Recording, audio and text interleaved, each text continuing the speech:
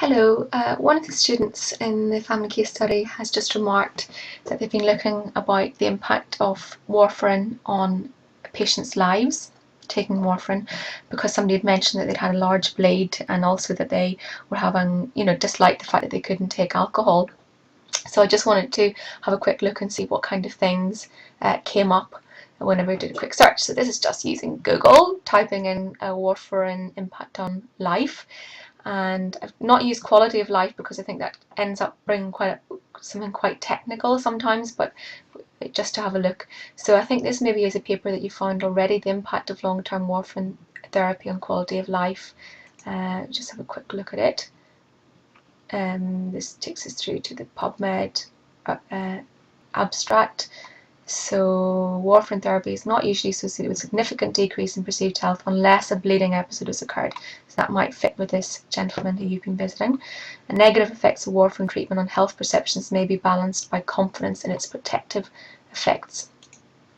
And we can see that that's actually been cited in 91 different papers. So I don't know how many of those would actually be interesting to you. Just looking down through here, this is still just in the plain Google search. There is a paper, a qualitative piece of research this time, done in Canada, looking at the perspectives of patients who are taking warfarin. It looked at 21 patients who'd been on it for a minimum of 6 months. The conclusions were that there was minimal patient involvement in the initial decision, and modest knowledge did not appear to diminish satisfaction with warfarin management. So it'll be interesting to actually read more of that. Just since we're on, I just wanted to show you that if you've got a BMC article, one of the interesting things to look at is the pre-publication history.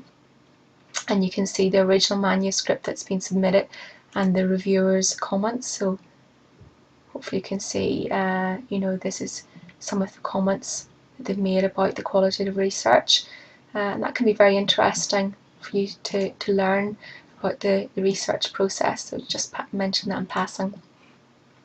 Next, as I was looking down through these, I saw what is life like on Coumadin, asked Marianne. Now this is, Coumadin is a name that's most often used for warfarin in the US. So this is a little question, an email. Marianne writes, I'm facing aortic valve treatment. What is life like living on Coumadin? This is exactly the kind of question you're looking at. And down here, then there's a link to, if you are on Coumadin or have any thoughts, please click here to leave a comment.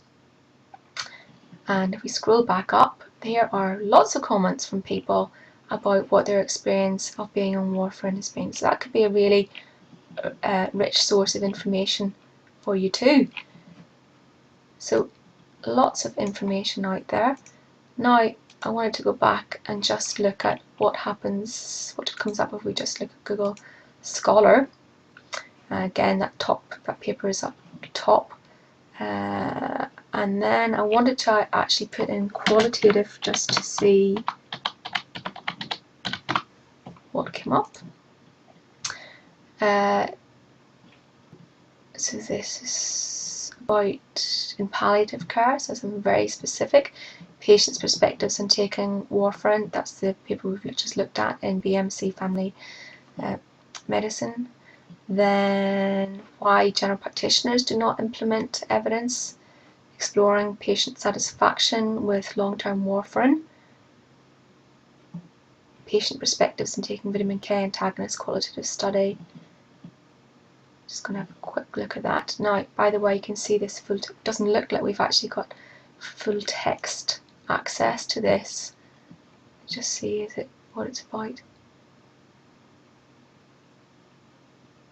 So atrial fibrillation and venous thromboembolism respondents accept the limitation of EKAs, and the adjustments to lifestyle recognise a lack of alternative treatment. So it looks like this is something that people are quite interested in.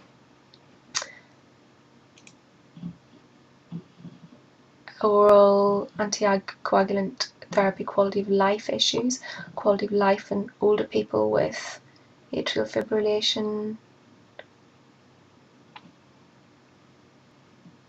So good few interesting things there. Hope that helps you.